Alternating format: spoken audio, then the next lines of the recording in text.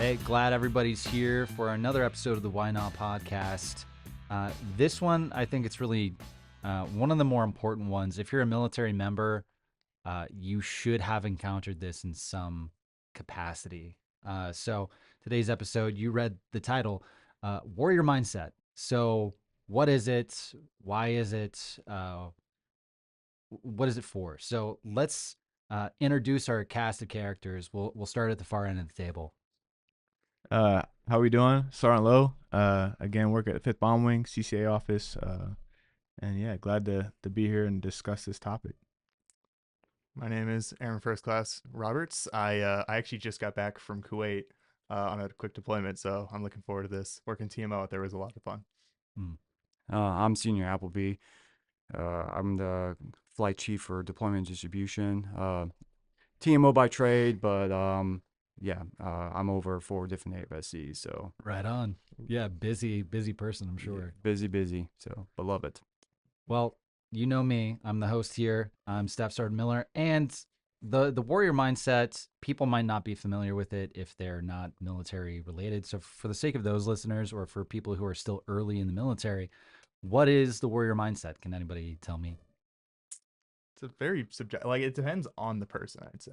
Like, what the warrior mindset is. For me, it's a lot of like, why am I serving? Why am I doing that? Why am I putting on this uniform every day? You know, the mindset to get into of it's what it's got to get done. It needs to be done so that people and families are protected back home and whatnot. So I think my mindset is mostly a why am I doing this? How am I doing this? And why should I do this the best I can do? Is how I go about it. It's your purpose. That's exactly. Your purpose, what's your why? That's my big reason. Like, that's my definition of the warrior mindset, at least. I would agree with that for sure.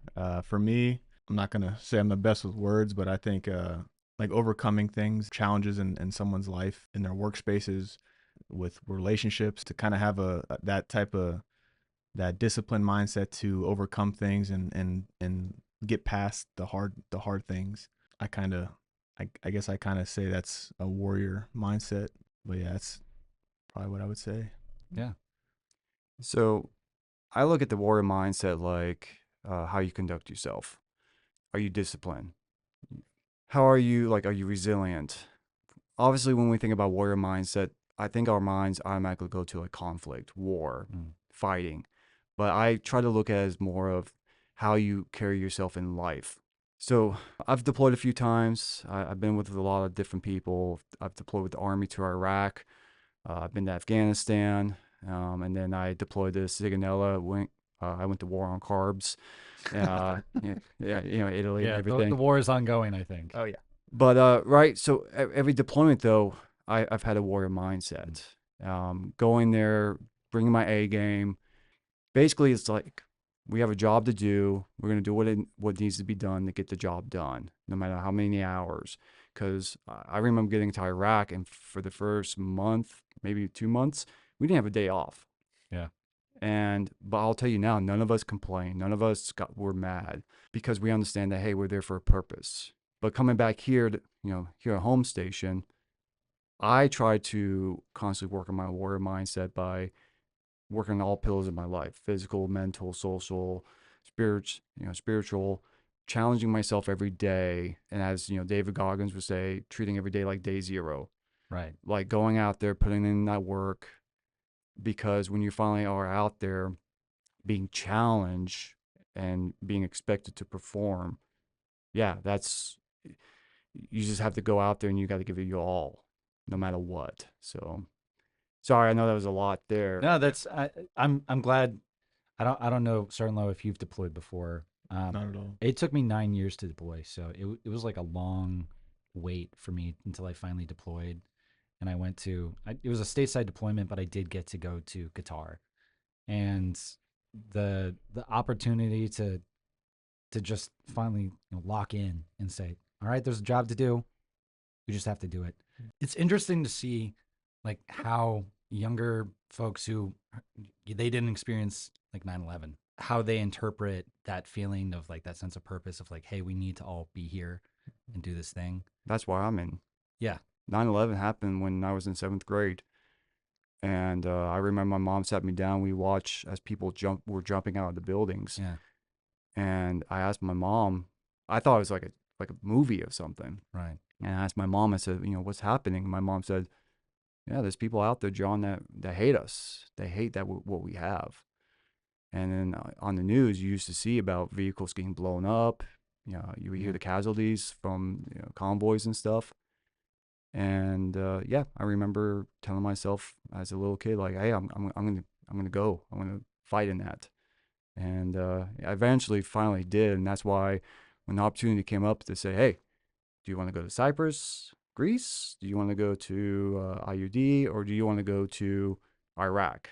And I said, is any of them with the army? And they said, yeah, Iraq. And I said, let's go. Yeah. So I volunteered for that. But yeah, that's to that point. Yeah. Yeah.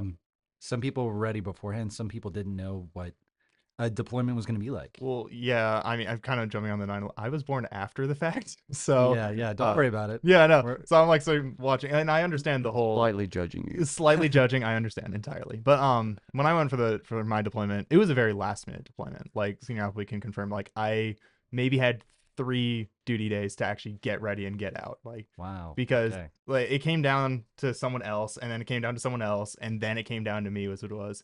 And by the time it came down to me, it's hey, the flight's already booked. You're going next weekend. And I was just like, Okay. yeah, wrap it up. We're going. So once I got there, it was I'm here. There's nothing I can do to just like go back. There's no getting out of it now. I just got to lock in and get it done.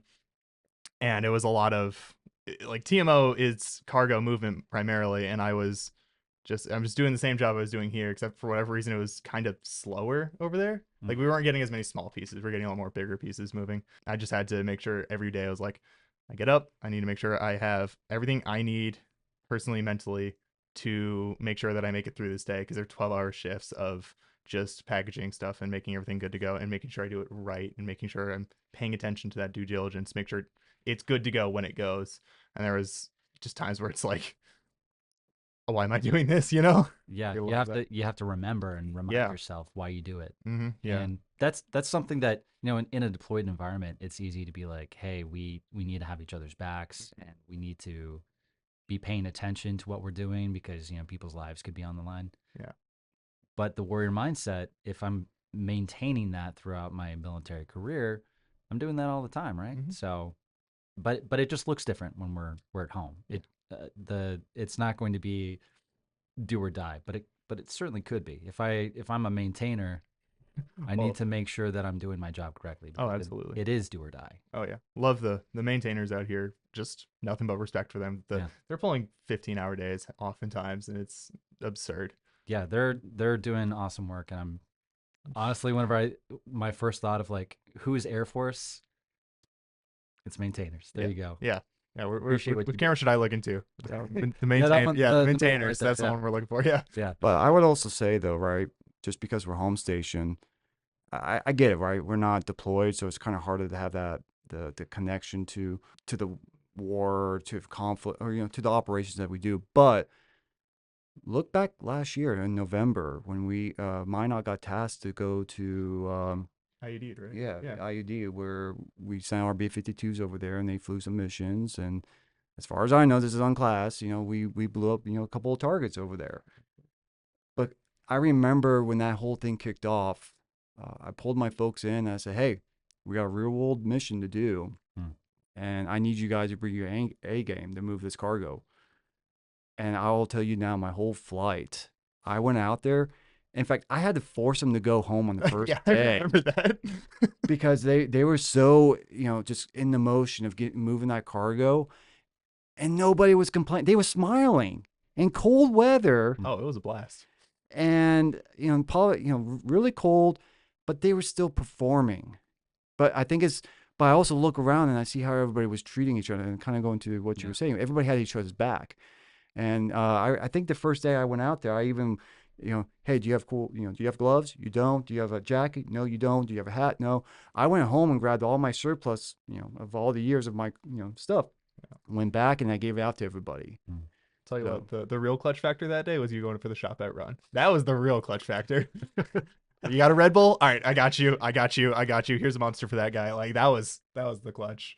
It was one thing Yeah. seeing the lieutenants out measuring stuff as well as also hilarious in my mind, but like they were, yeah, everyone had each other's backs those days, and it was, yeah, he had to force us home because we had like, I don't know, 2 3, we had like 4 or 5 pieces left, and it would take us like one more hour, bring us past the 12 hour, which like is a legal thing, I know. But we were just kind of like trying to see if we can get like, hey, senior, would you mind looking over in that direction real Just quick? one more. Yeah, yeah, Just one more. yeah. Push a little bit harder. But there's Exactly. there's also that risk. What are we getting out of this risk? And it's just the risk was too much in my opinion for what Right. they were trying to do. Mhm. But it's like, hey, I love the energy. I love that you guys are fighting me to stay and work. Yeah. But go home. Yeah. Yeah.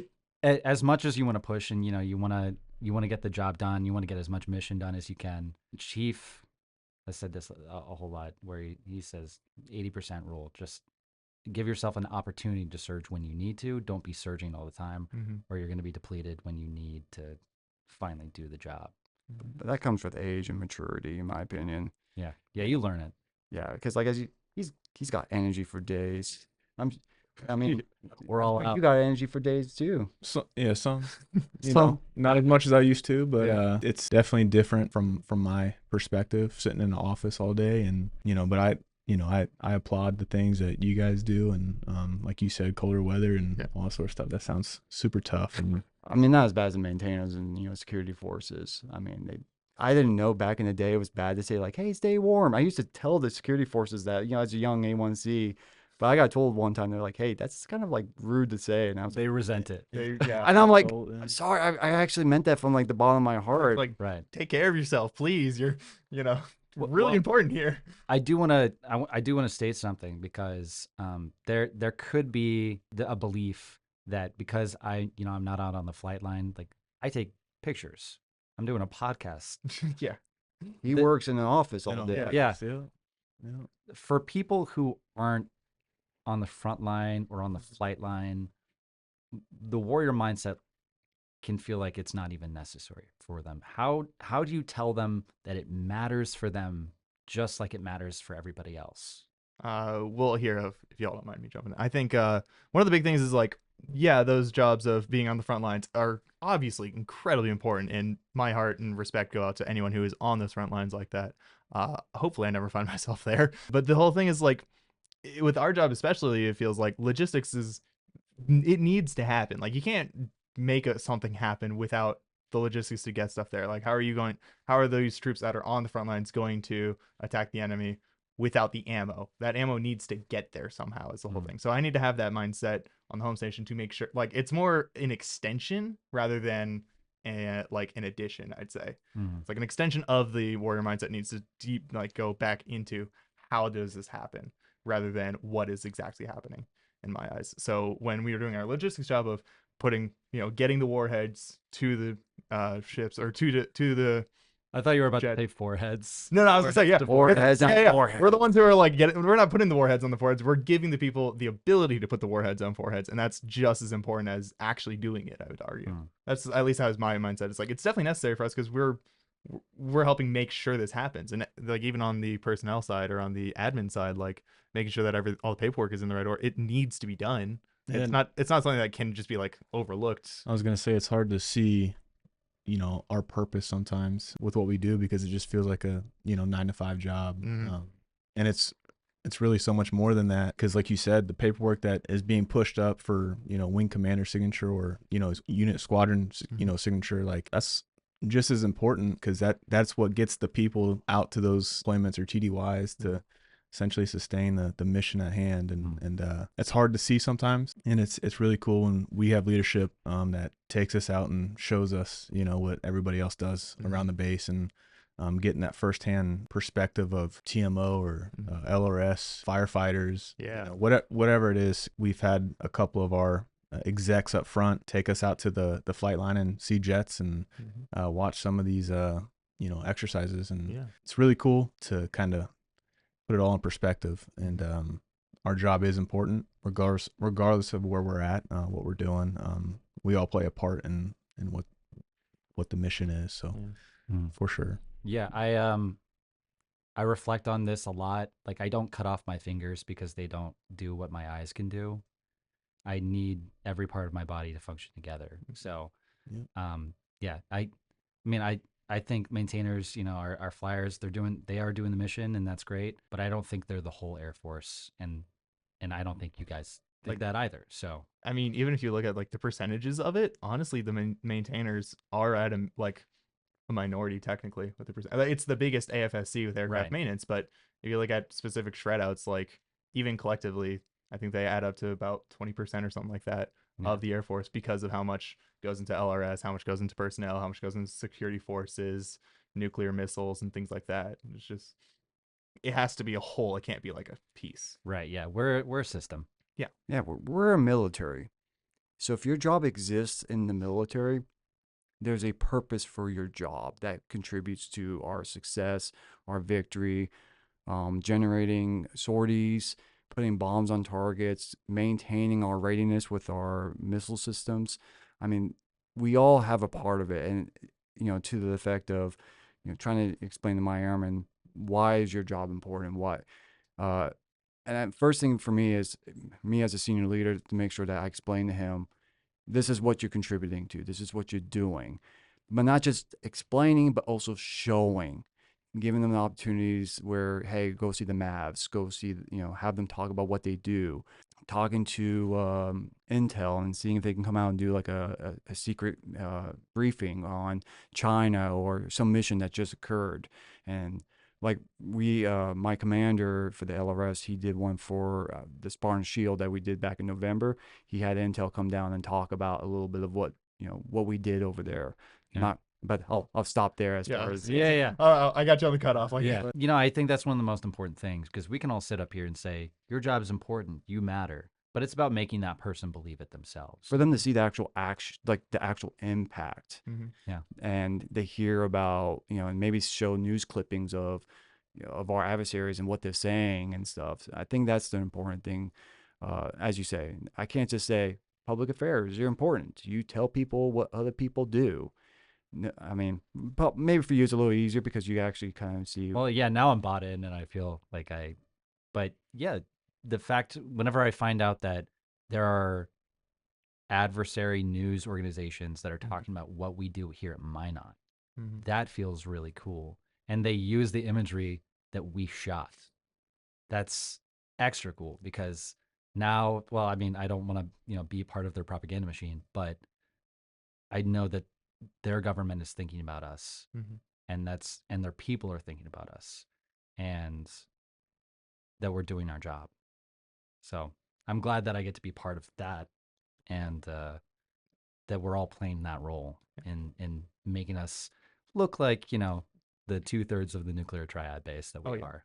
There's got to be something like, especially on your end, like there's got to be something just so satisfying about like seeing an article from some Chinese news reporter of like your photo of the B-52 taking off, and it's like that is exuding power. You're like, I took that. I'm Yeah. showing the world that yeah, we mean business when we need to mean business. Hmm. There's got to be something satisfying there. It is pretty cool. Yeah. It is. Yeah, but it's also disheartening whenever. So I went to senior NCOA and we had a combat camera guy, Hmm. and he had a picture. He couldn't tell us what the picture was, but he was like, it was a great picture, but they didn't. He's like, but there was something in it that they couldn't use, and he was like, that was kind of disheartening Oh, for like him. something like classified or something like that. Yeah, Correct. yeah.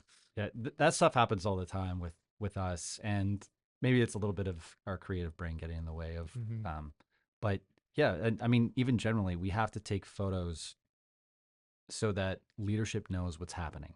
So that's what we sent people out to Iraq and Afghanistan, and we had combat camera and just regular PA people go out, and they were with soldiers and they were documenting what was happening so that they could go report to generals of, hey, this is what conditions are like, this is how people are reacting to things, and I mean, finally getting that information, because when I was in A1C taking these photos and getting video, no idea what is happening with it. Someone has to sit you down and explain those things Mhm.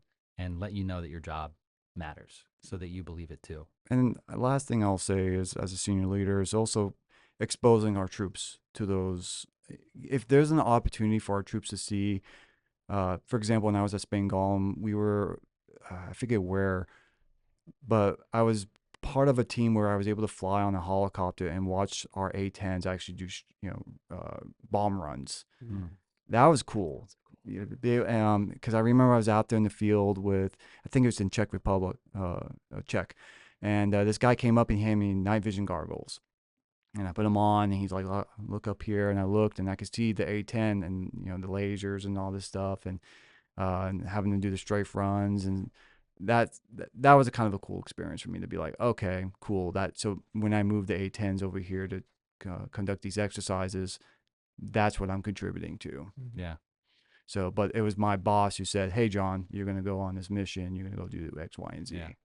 And just kind of like with you, right when I deployed you out the door. Mm-hmm. Granted, you went to first pick, nothing personal, just how things kind of crumbled out. But yeah, when your name came up, it's like, yeah, let's get him out the door. Mhm. And hopefully your bosses eventually will, maybe if there's an opportunity, Absolutely. get you that exposure, because I'm telling you, there's some truth in when you deploy, it changes the way you look at things. I always go back to Veterans Day or something. People thank me for my service. I'm like, What did I if you do? guys knew what I did every Yeah. day, and then and again, that goes back to the whole like your purpose. Like, do you feel like you have a purpose in what you do? And but getting those opportunities to deploy, or going out to the flight line and watching the jets take off, and kind of seeing, kind of how, again, admin, kind of how the admin paperwork side of the house works, and seeing it be fulfilled, like with planes taking off and stuff like that. So I would love to deploy, or go TDY for an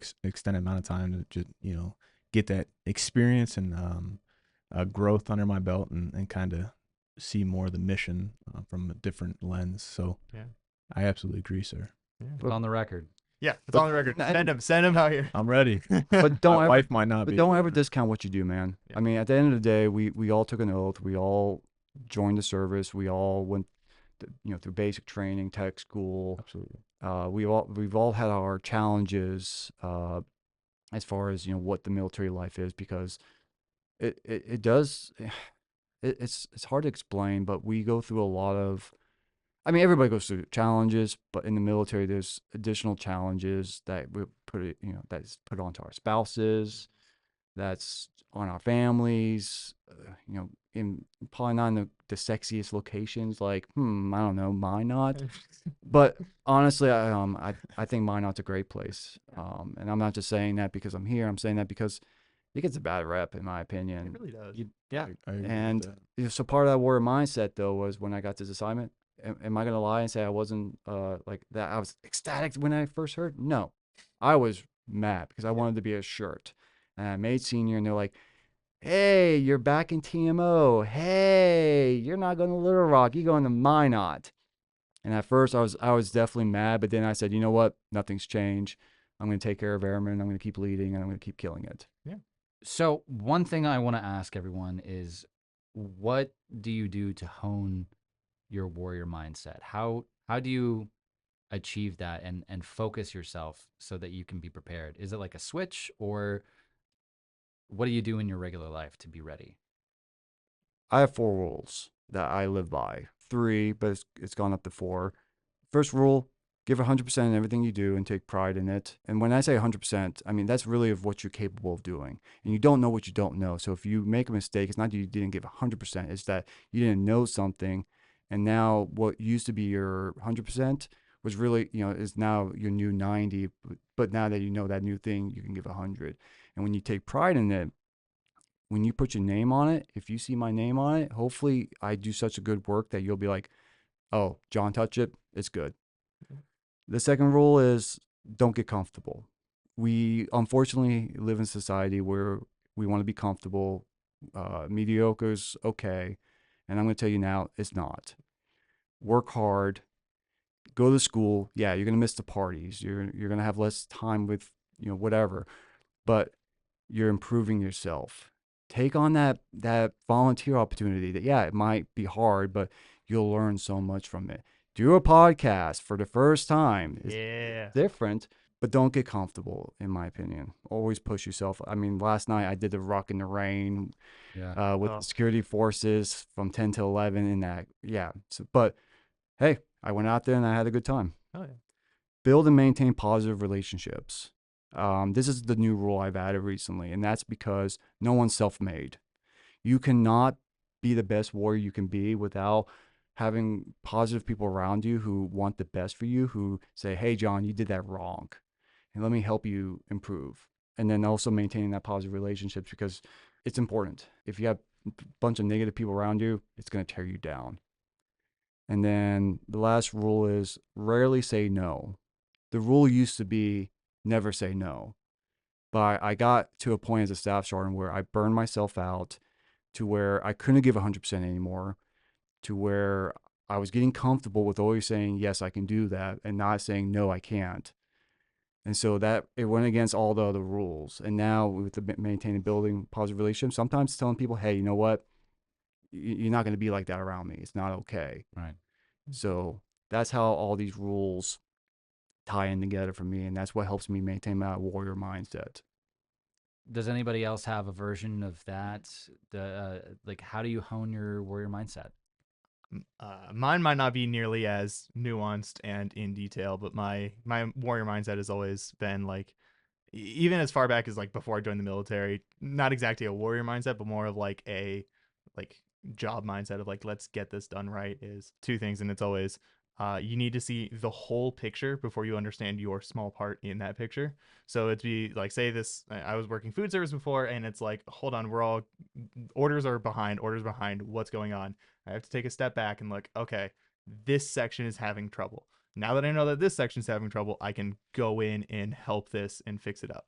So what I always have to do is I have to take a step back and view everything to see what's going on, to then dive into the problems and dive into what I need to work on.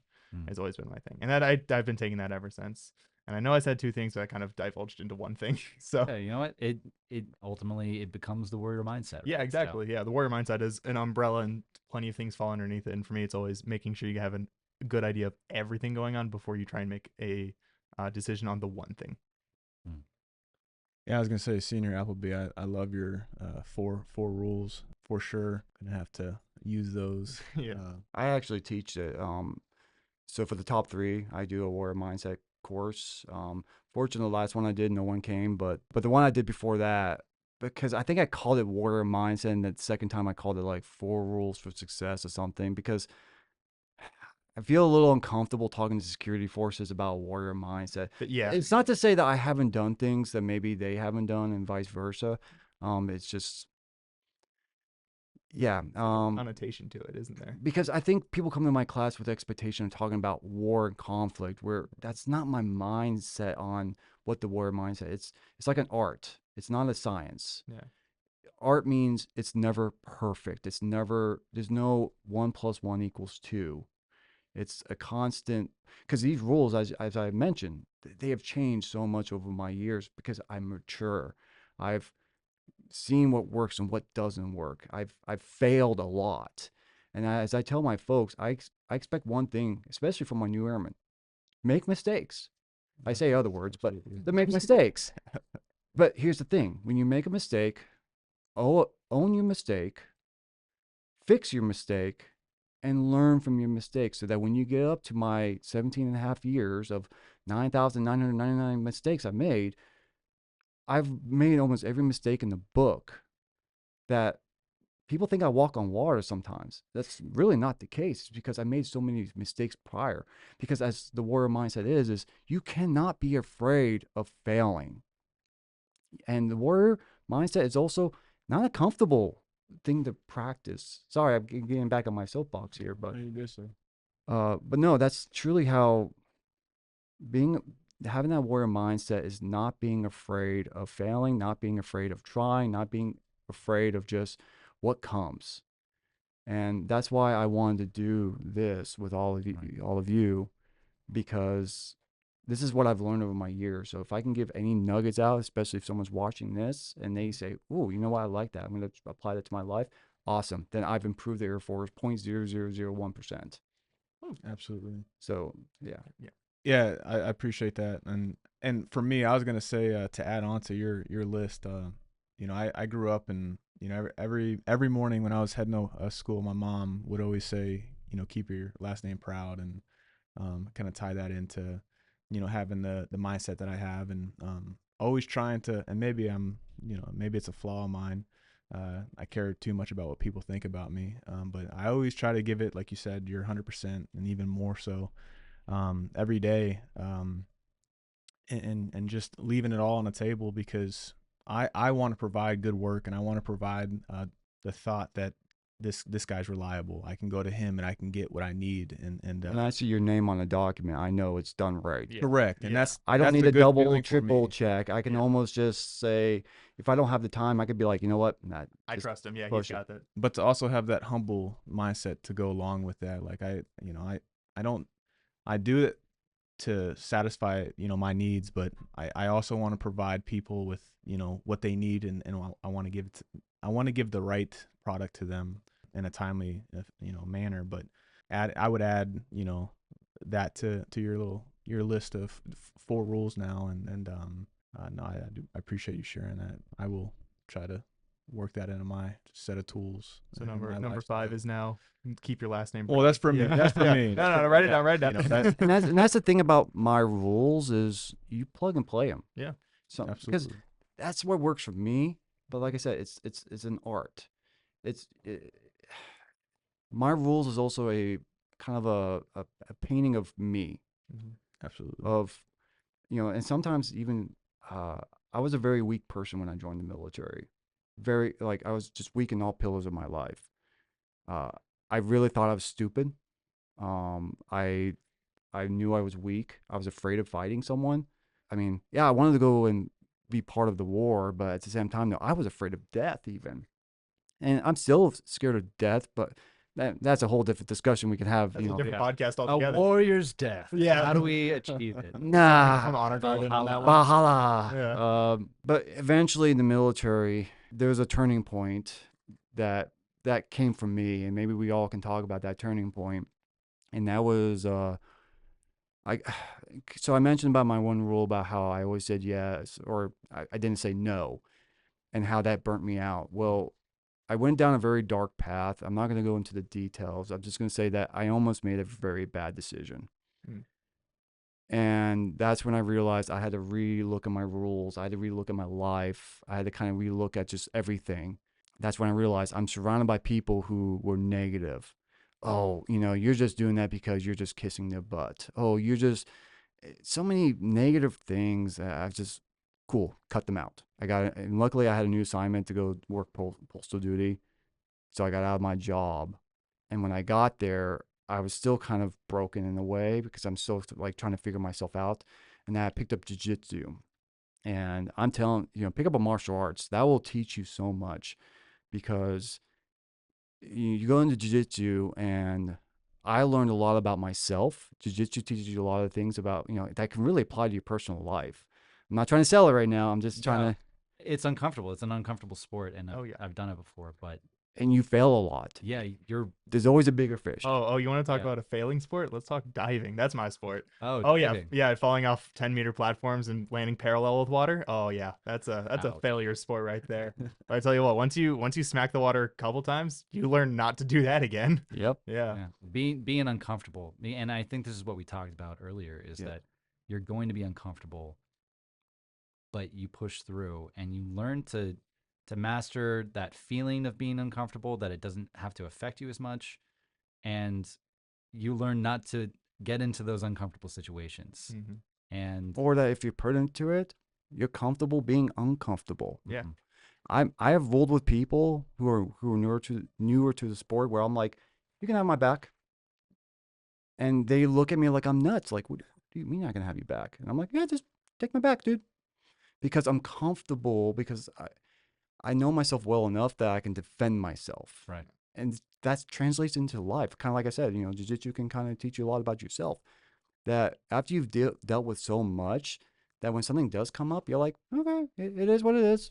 We'll deal with it. I'm sure there's times where everybody in the shop is running around with their heads cut off, and I'm like, it's okay. Yeah. We'll get through it. There are a couple times where you also happily jump in and you run around with your head cut off, and it's great. Everyone loves it when that happens. Was there a turning point for you? I don't necessarily know if there was, to be honest with you. If we're talking about warrior mindset turning point, I think I've embodied something like that my whole life. Again, it for me, warrior mindset is doing the best to my ability, everything that's in front of me.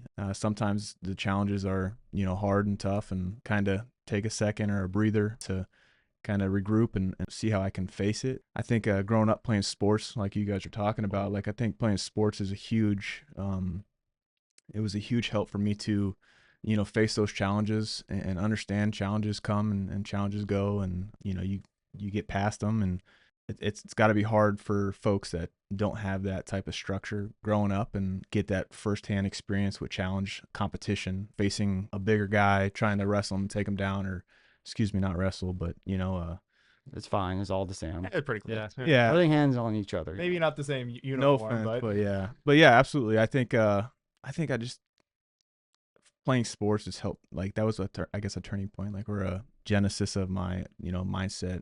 Like I have to be better, and I have to be better than the folks around me competition wise, and I think that just correlated over into my work life, and kind of, again, the product that I put on the table. And I, not necessarily in the military that I find my turning point, but just something that I've always lived with. yeah. I mean, no one said it had to be in the military. They find a warrior That's true. mindset.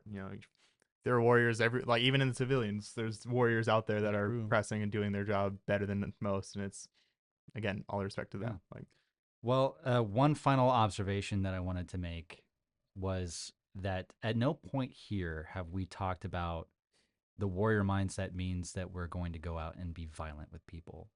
Like, I think, warriors at any given time as military members, we can commit violence. We're prepared to, and we will if we are needed to. But it doesn't mean that we're going out and we're being bullies. And that's something that I found that people thought they were going to join the military with me when I was in basic training, and they thought they were going to go out and hurt people. And they were prepared to hurt people, not defend themselves, not defend their country, to hurt people. And that was disheartening. Well, I mean, right? If you ever get a chance, Jordan Peterson there's a short talk. If you search him on YouTube for Jordan Peterson, monster speech, he talks about how you should embrace the monster in you, and he talks to the fact that there's a difference, right? Where if you're learning to hurt, you have to be okay to hurt people, but there's a difference between you wanting to hurt people just for the sake of it. That's what makes you evil. But you have to be okay to be violent. That's part of you. And we have to be prepared to go to war. We have to be prepared to take a life. We don't want to. I don't advocate for it, but I understand the necessity that it may that there may be a necessity to do that. Mm. And that's why jiu-jitsu taught me a lot, because when you rank up in jiu-jitsu, right? I'm a blue belt, which is really not a high rank. But when I get a white belt, for example, could I get that guy, get my hands on him, put him in submissions every 10 seconds And then hurt them. hurt him? Yeah, I could, 100%. But I don't, because instead it's, hey, let's roll. Hey, don't do that, because now you're exposing your back. Watch, I'll take you back. Okay. Hey, you're exposing that arm. I can take that arm bar. You see that? And I try to teach him, because this does a couple of things. It first off teaches you how to defend yourself, but now it makes it harder for me to submit you. Now I got to work a little harder to get that submission, and which means I got to think a little more outside the box.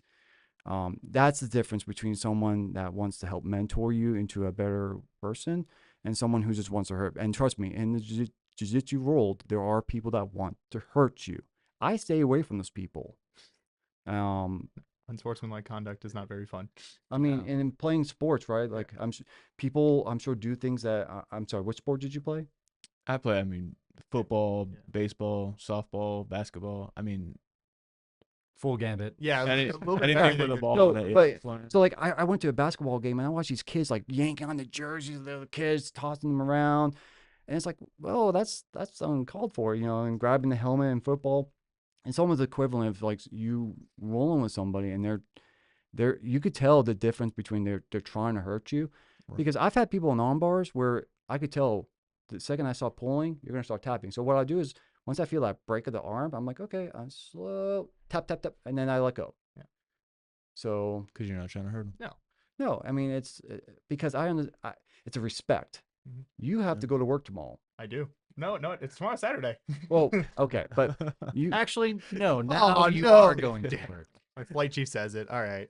so, but yeah, that's the difference, right? Is we and going to the warrior mindset is we need to train ourselves like we are a military. Mm. You should know how to shoot. Mm. Maybe you should learn how to do, close quarters combat. Um, I do wish we do a little more combat training in the Air Force, Oh, yeah. and it sounds like it might be coming down the pipe. I've heard some Ooh. things from the Chief Master Sergeant of the Air Force, uh, as far as like the basic training, kind of like back when Chief Roy was in, he Yeah. changed it, and we had like because he got us issued like rifles, to get us more in that mindset, and I hope we do that because it's important. We need to get our future airmen in more of that mindset of like, you could go to war. You might have to take a life. Yeah. And that's what I always hate when people say, "Oh, if they make it through the Marines and the Army and they get to the Air Force, we're done for." And I'm like, "Hell no! Yeah. I'm fighting. Yeah. I'm going to war. I'm taking some lives if I Yeah. need to." And I think if we all felt like that, uh, I think that would make our enemies, more scared of us. It's like it doesn't matter what layer of the base that we getting to. By the time everybody's ready. Yeah. So I will say that was one of the more like one of the funniest anecdotes I had from Kuwait was like my first like weekend there. I had a briefing. Supposedly there were supposed to be more people at this briefing, but it turned out it was just me. And I sat in this room and it was Colonel Klein, Command Chief Pease, and a major, and they were giving me the rundown on like the current events happening over there. Um, for the record, I have zero recollection of the exact words they used, and I do not pay attention to the news at all because it's all doom and gloom. But they were telling me like, yeah, we don't know what all is going to happen while you're here. We might have you pick up a rifle and get to work. And I just kind of had to. Thankfully, I never like had to flip that switch in my mind, but there were points where I was like, as they, Is it coming? yeah, like as the FP con dropped and rose and whatnot, and I was just like, if it comes, I definitely gotta flip that switch. And I don't know yet if I'm going to be able to, but I do need to start making the mental preparations that, okay, if I am going to have to flip that switch, when will I do it? How will I do it? And what's going to be the next move after the fact is what I have but to that's think why I about. think martial arts is important because if it pushes that threshold. Yeah. So the reason why people freak out is because they've never dealt with it. They never dealt with someone coming at them. Mm-hmm. I think that's important. That's why we should train where, and I hate to say it, for those guys that are trying to harm you, sometimes that's a good thing too, because I'm just, something about the air is different when you get that feeling like, oh, this guy's trying to harm me. Yeah. But I think training and getting people used to where if someone comes at you and they put hands on you, that you don't freeze up. Mm-hmm. You're freezing up because you're like, why is this guy putting hands on me? I don't know. He's just like, okay, he's choking me now. Go sleep. Um, Whereas if you're training for it and it's just, that's where that's the difference between you freezing and you acting. But I will admit, when you're finally in that actual act of like, gunfire and people putting hands, whatever else, that will be the true, like, am I going to freeze or not? It's really hard to tell how your body will react to adrenaline when you don't know the feeling. Yeah. It's always good to be ready for that purpose. Yeah. So I think we're kind of wrapping up here. Like we've kind of reached our point, but I want to say thank you to all of you. Is there anything that you want to say to folks before we head out there in the world? Yeah. Yeah, I'll say something. Thank you for having me today for sure. At the end of the day, just always try your best and give it your all and whatever you're doing and just understand that there will be challenges in life and nobody said it was easy and life looks different for everybody and look for your senior leaders in this case in the military.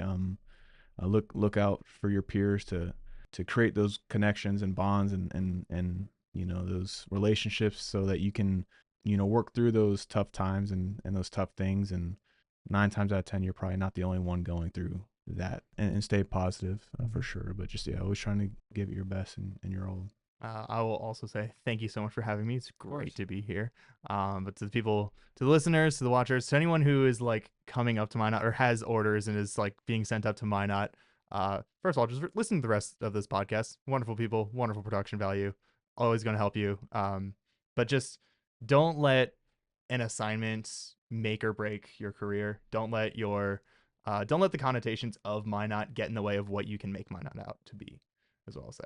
And also, like, for the Air Force career, don't let the connotations of, oh, we're going to war, oh, you're getting deployed, don't let that make or break your decisions, or don't let that, drive you towards a negative mindset when you can turn everything positive. Everything can be spun in a light to show, hey, I got this opportunity to go to Kuwait. I got this opportunity to work 12-hour shifts and move these things so that way we could make these missions happen. Always take the positive spin on it.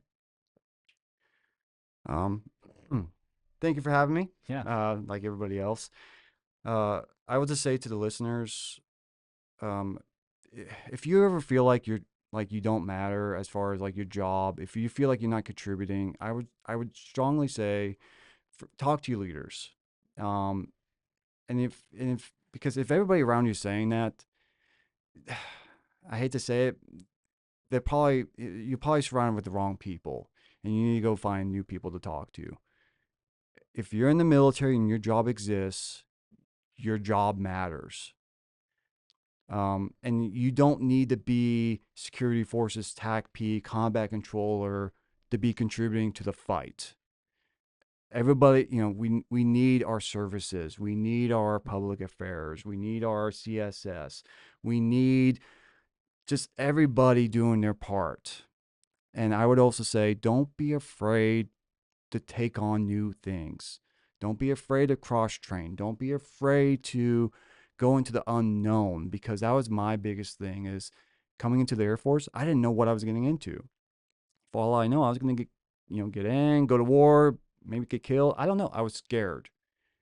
In the end, though, the unknown, I'll leave with this saying that I've learned: skilled sailors are not made by calm seas. Right. Oh, yeah.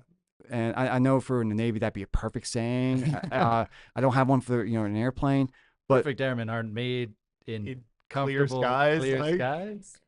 so It's not a perfect analogy, but it's Yeah, but the point being is, if you see a storm coming at you, I mean, I say sometimes going head into it is the best thing you can do, because coming out the other side, you'll be like, that was nothing, or that was amazing. Yeah. And I've had those plenty of opportunities where I've come out the other side. Obviously, I've done well in my career. I'm a testament to don't be afraid. Well, thank you all again for being here, and hopefully you're here for the next one.